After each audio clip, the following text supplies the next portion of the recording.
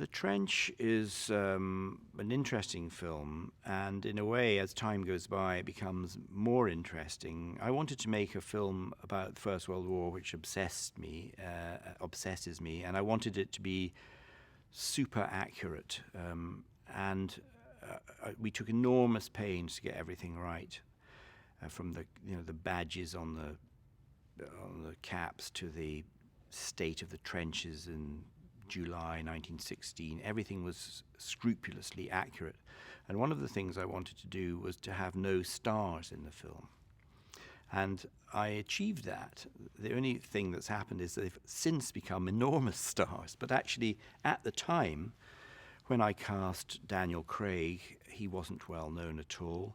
Ben Whishaw, it was his very first film. He was doing his A-levels. Cillian Murphy, I think, had made one little film in Ireland. Danny Dyer had yet to take over the pub in EastEnders. Julian Rhind-Tutt, James D'Arcy, all these guys have gone on to have fantastic careers, and they owe it all to me, of course. But they were unknowns at the time. And the most famous actor in it was Paul Nicholls, who had just come out of EastEnders. And that slightly worried me, because I didn't watch EastEnders. I didn't know how famous he was. But they were all unknowns at the time. So when you saw the film, when it was released in 1999, none of those faces would make you say, oh gosh, he's the guy in X or Y. But the film has a kind of slightly mythic status, because all these people were in it when they were starting out or at the very beginnings of their career, and are now, stellar, shining bright film stars. And but the film was, it cost £1 million. It was an art house war movie. It was a fascinating experience for me to do. It got a release in the UK. It got released, art house release in America. It played in European. I went to film festivals with it.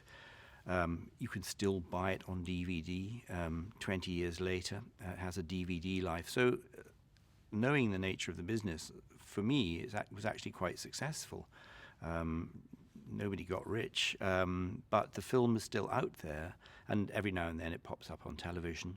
And so it has a life, and that's the thing that, in a way, as a novelist, troubles me slightly about television and film, is that sometimes it can seem ephemeral. If you missed it on the night, it's gone forever. And somehow you want the films you've written to have the same kind of longevity as the books you've written, but it's not that easy. But so I look back at The Trench, and I'm still very friendly with the cast. I learned a tremendous amount. I think it's a good film. There are things I do differently now, but as a portrait of the reality of trench life in World War I, which was in a way my main ambition, I don't think it can be faulted.